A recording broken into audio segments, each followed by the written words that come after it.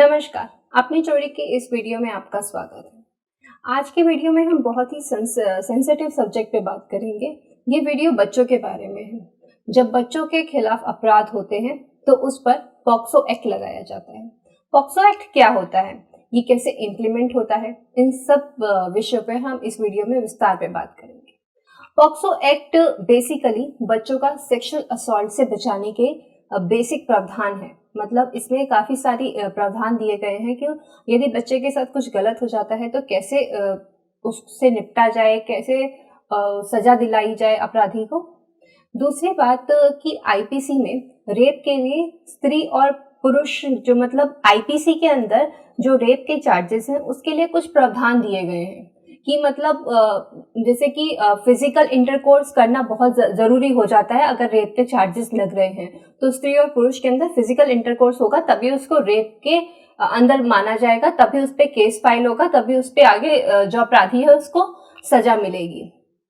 लेकिन बच्चों के मामले में पॉक्सो एक्ट के तहत नाबालिग लड़की के साथ फिजिकल एक्टिविटी करना या फिर कुछ फिजिकल असॉल्ट करना या ऐसी कुछ चीजें करना, अगर इशारे से भी कुछ, अगर सामने वाला जो भी इंसान है अगर किसी बच्चे के साथ मतलब 18 साल की उम्र से कम की लड़की है, अगर उसके साथ अश्लील कुछ हरकत कर रहा है, जैसे कि कुछ इशारे भी कर रहा है, तो ये भी उसी की कैटेगरी में आते हैं।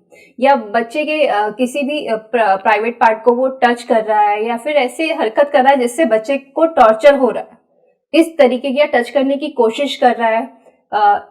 यदि अपराधी किसी वस्तु या शरीर के किसी हिस्से को बच्चे के या लिंग या एनल के साथ मतलब ऐसी कोशिश कर रहा है कि वो बलात्कार करने की कोशिश भी कर रहा है, तब भी पॉक्सो एक्ट के अंदर उसको बलात्कार में ही गिना जाएगा।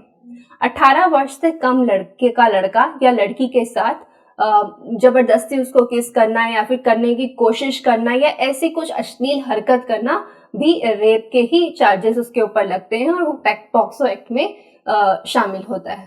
पॉक्सो में सजा का प्रावधान भी बहुत सख्त है। अभी अप्रैल 2018 में भी भारत सरकार ने इसकी सजाओं में कुछ बदलाव किए हैं। पॉक्सो में लड़की के साथ रेप को 2 भागों में बांटा गया है। पहला 16 वर्ष की लड़की व दूसरा 12 वर्ष की लड़की के साथ रेप तथा इनमें से गैंग रेप या जो भी मैंने अभी अपराध बताए, ऐसे कुछ अपराध हैं, उनको 2 भागों में बांटा गया है। आइए इसको समझते हैं। पहला, यदि कोई व्यक्ति 16 वर्ष की बच्ची से रेप करता है तो कम से कम 10 से 20 वर्ष तक के लिए उसे जेल होती है। और यदि उसके द्वारा किया गया अपराध बहुत ही ज्यादा क्रूअल होता है या फिर उसको हम बहुत बोले कि बहुत ज्यादा क्रुएलिटी के साथ रेप किया गया है, तो फिर उस ऐसे अपराध को हम जो सरकार है वो आजीवन कारावास के ही श्रेणी में डालती है और उसको आजीवन कारावास का दंड मिलता है। अगर 16 वर्ष की लड़की के साथ कई व्यक्ति गैंग रेप करते हैं तो वे सभी व्यक्ति आजीवन कारावास यानी उनकी मृत्यु तक वो जेल में रहेंगे। अब जानते हैं कि 12 वर्ष की बच्ची के साथ रेप केस में क्या सजा होती है। अगर 12 वर्ष की लड़की के साथ कोई व्यक्ति रेप करता है तो वो कम से कम 20 वर्ष के कारावास या उससे भी ज्यादा आजीवन कारावास के उसको सजा मिल सकती है। लेकिन अगर उसका किया गया कृत्य मतलब जो भी उसने कंडक्ट किया है वो रेप जघन्य अपराध की श्रेणी में आता है तो उस व्यक्ति को मृत्यु दंड मिलता है। इसके अलावा इसमें कुछ और जरूरी फैक्ट्स भी हैं, जैसे कि अभी तक रेप की धाराओं में एक क्लॉज था जिसके अनुसार यदि 16 वर्ष से कम आयु की लड़की किसी बालिग पुरुष के साथ अपनी मर्जी से सेक्स करती है तो पुरुष को रेप की धारा में जेल जाना होता था, क्योंकि 16 वर्ष की लड़की सेक्स करने की सहमति नहीं दे सकती। अब नए पॉक्सो कानून जो है वो भी सख्त हो गए हैं। इसके अनुसार लड़की की सेक्स करने की जो सहमति है, कंसेंट देने की आयु 18 वर्ष कर दी गई है। यद्यपि राष्ट्रीय महिला आयोग एवं जो अन्य समाज सेवी संस्था हैं उन लोगों ने इसके ऊपर काफी ऐतराज भी उठाया था। आज का जो जमाना है वो इंटरनेट का जमाना है, तो इंटरनेट के इस नए युग में सेक्स के लिए कंसर्न की आयु 18 वर्ष नहीं रखी जाए, ऐसा वो लोग बोल रहे थे।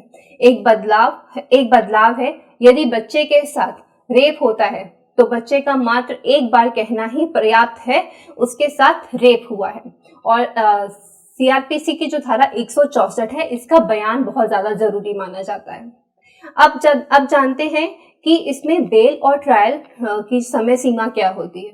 जैसा कि बताया गया है, इसमें कानून काफी सख्त हैं। 2018 में किए गए संशोधन के बाद पॉक्सो एक्ट में अब एंटीसिपेटरी बेल बिल्कुल भी नहीं मिलती है, जबकि रेप के अन्य मामलों में एंटीसिपेटरी बेल मिल जाती है। लेकिन झूठे केस के संदर्भ में यदि आरोपी के पास पुख्ता सबूत हैं, तो वो हाई कोर्ट या सुप्रीम कोर्ट में रिट दाखिल कर सकता है और बिना जेल जाए बेल ले सकता है।